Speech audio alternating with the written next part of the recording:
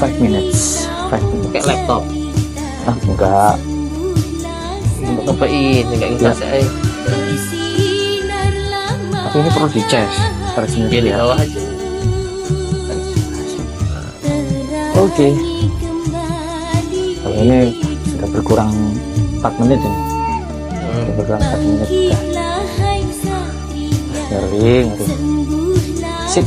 Ya.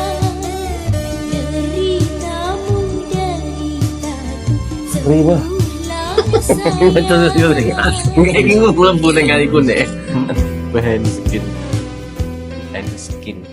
Bismillahirrahmanirrahim. Assalamualaikum warahmatullahi wabarakatuh. Waalaikumsalam warahmatullahi wabarakatuh. Bismillahirrahmanirrahim. Bismillah.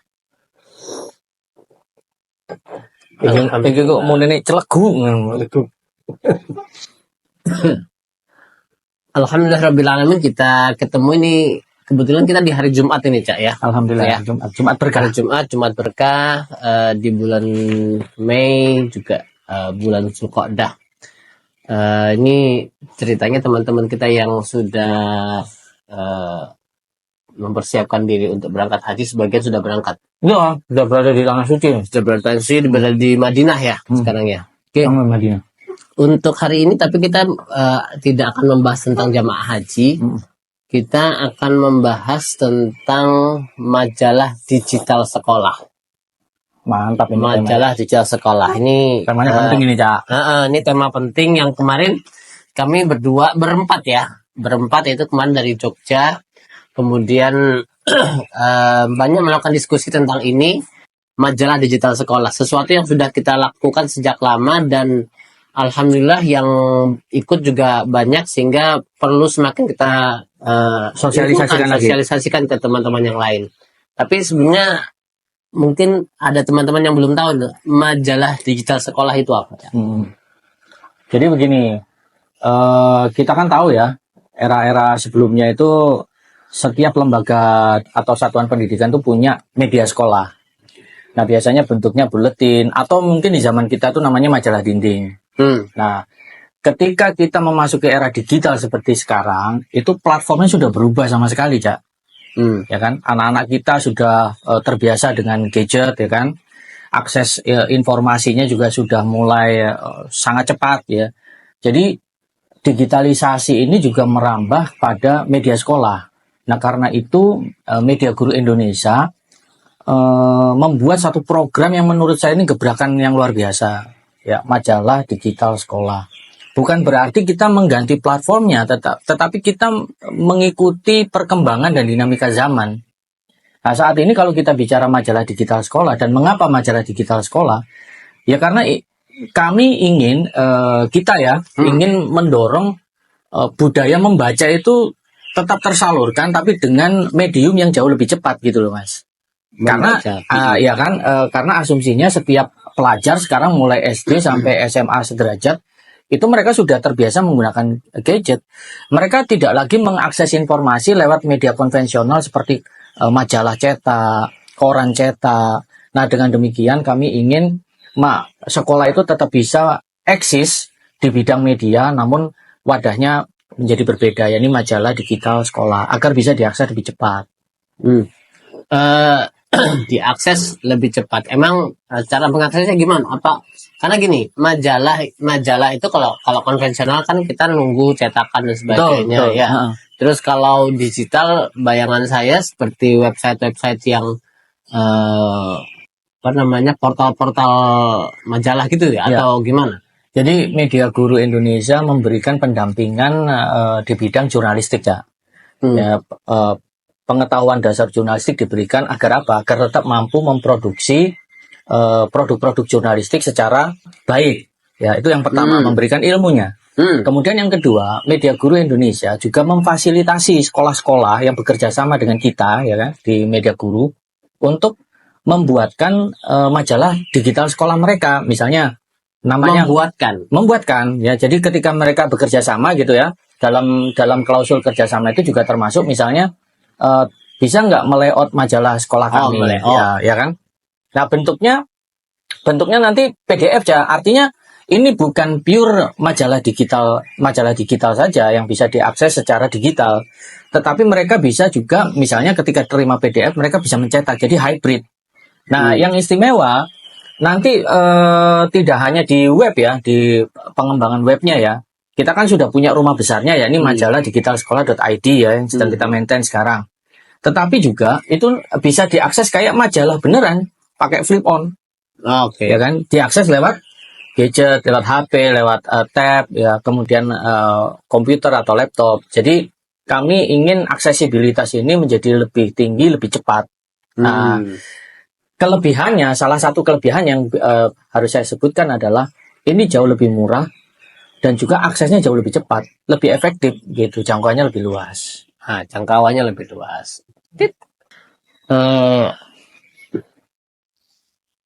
Aksesnya lebih cepat. Ojo serius sih. Iki lho nok papa, ya kan. Gimana. Iya. Aksesnya lebih cepat. Ya. Nah, kalau aksesnya lebih cepat, karena apa? Kan siswa itu dilarang tak bawa handphone di sebagai sekolah ya. Sebagian sekolah itu siswa dilarang bawa HP dan sebagainya. Bagaimana akses bisa lebih, dan siapa yang seharusnya mengakses majalah-majalah digital ini? Ini pertanyaan yang bagus ya. Jadi di era sekarang, di era keterbukaan informasi, ya, tentu yang membaca kan tidak hanya adik-adik pelajar ya, tapi bisa orang tua siswa, kemudian seluruh ekosistem sekolah lah, intinya begitu. Tapi ada satu lagi yang tidak kalah penting, alumni. Nah, agar apa? Agar mereka mengetahui perkembangan alma mater mereka. Oh, alma mater saya sudah punya ini, kiprahnya ini, gebrakannya ini. Sejatinya begini, Mas. Kenapa posisi media sekolah itu dalam hal ini majalah digital sekolah itu menjadi sangat penting? Ini apa ya? Memberikan pertanggungjawaban, Mas. Dalam tanda petik ya. Ya, pertanggungjawaban apa? Pertanggungjawaban satuan pendidikan, yakni sekolah, kepada seluruh ekosistemnya. Mulai dari anak didik, orang tua, komite, guru, ya, tenaga kependidikan hingga alumni dan masyarakat secara luas. Nah, saya ambil contoh begini.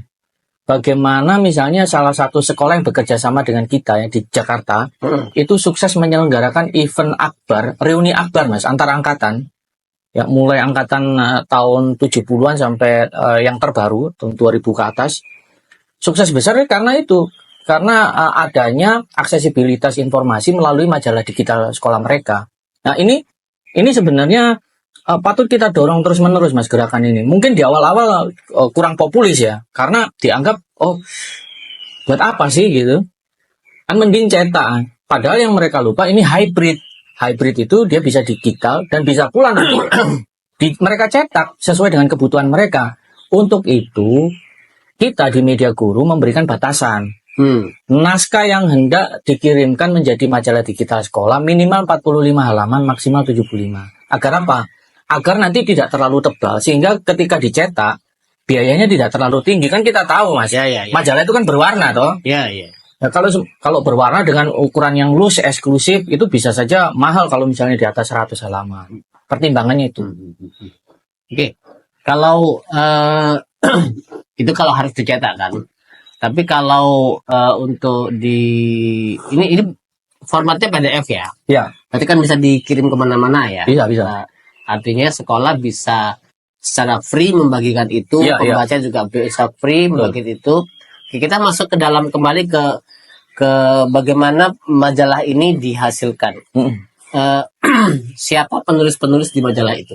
Ya, tentu saja kalau kita bicara penulis adalah seluruh warga sekolahnya, mulai kepala sekolah, kemudian guru, sampai pada pelibatan siswa. Ini sebenarnya bagusnya apa? Membangun kebiasaan literasi menulis, tetapi di bidang jurnalistik. Makanya kan ketika bekerja sama dengan Media Guru Indonesia, mereka mendapatkan pendampingan pelatihan jurnalistik. Itu. Yang kan kita mulai awal dulu dari jurnalistik on the spot, Cak. Ini nggak? Patung Bunda Tidur. Ya, kita tidak pernah tahu ternyata perkembangannya secepat ini dan sebegitu luar biasa ya antusiasmenya. Siswa di siswa dan ya sivitas sekolah ya. itu diajari untuk bisa Menulis berita yang baik, menghasilkan fotografi yang baik, ya. ya.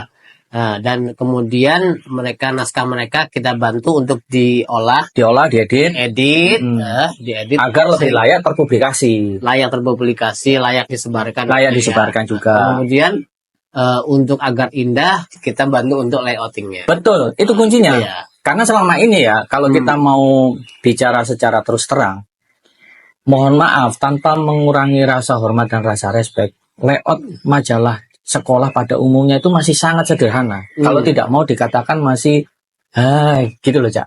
Orang itu ngomong ya. Sama sendiri tahu lah ya, gimana ya. Ya, kalau saya kan tahu, tapi kan kalau penonton belum tahu, belum tentu paham ya. Artinya seperti apa majalah yang layak itu, Cak, sebenarnya. Betul. Nah, ini akan kita diskusikan berikutnya nih. Oke. Kita sambil jajan. Minuman sehat, air putih. Made in Bu Yasin semua ini. Ya. What? Ya. Ini Kak gimmick lagi. Nah, ini kan kemarin kan libur panjang ceritanya. Bu Yasin itu beli apa bikin? Bikin. Wih, sah. Menjadi libur panjang berapa hari tuh yang libur apa itu? Waisak kemarin ya, Waisak. Sabtu, Minggu, Senin. Nah, kita nggak kemana-mana kebetulan. Jangan-jangan ini jadi dibantu sama anak-anak gadis sampean. Anak-anak gadis itu ada yang sekolah, ada yang kuliah, ada hari Sabtu nih ya, ini bundanya ya. Ya ada bantu anak-anak cuma ya 80% lah. Wah, mantap ini. Bu Yasin, terima kasih banyak Bu Yasin. Bismillah. Berarti benar-benar kiriman dari teman-teman penulis ini. Belum. Kita tunggu ya partisipasinya. Ayo, back to the topic. Bagaimana majalah yang bagus itu tadi? Oke, itu tadi pertanyaannya. Sehingga tim media guru menganggap bahwa selama ini majalah yang biasa sekolah itu masih sangat sederhana, kurang jurnalistik lah ya. So ya, gimana ya? Kalau kita bicara parameter kualitas ya, tentu saja kita bicara produknya. Itulah mengapa misalnya dalam diklat jurnalistik oleh Media Guru Indonesia kita membekali adik-adik siswa termasuk guru-gurunya ya pengetahuan dasar jurnalistik yang di situ mereka bisa memahami kode etik jurnalistik, cara kerja jurnalis itu seperti apa sih yang nanti outputnya adalah produk majalah sekolah dalam bentuk digital kan begitu ya. Yang paling penting menulis berita yang baik itu yang seperti apa. Ya tidak asal-asalan, mereka dapat ilmunya itu. Nah, kebetulan pula, Cak, di Media Guru ini kan tidak sedikit teman-teman yang punya latar belakang jurnalis ya. Jadi ini kan cukup memberikan transfer ilmu yang baik kepada para peserta dalam hal ini guru dan siswa. Fotografi jurnalistik, penulisan berita jurnalistik, feature, kemudian straight news. Mereka diajarkan semua itu.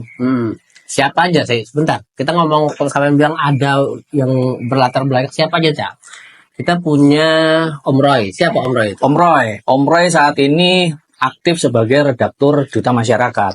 Nah, beliau dulu memang sejak masih muda itu merintis karirnya di Suara Indonesia yang sekarang berubah menjadi Radar Surabaya. Radar Surabaya. Nah, Om Roy juga punya grupnya Jawa Pos ya? Grup Jawa Pos. Jadi beliau juga punya pengalaman sebagai penyiar radio.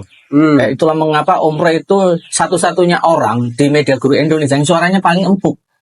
Ya kan? Di TNGP 2024 kan dia mengisi suara itu kan untuk penghargaan. Daber. Iya, daber ya.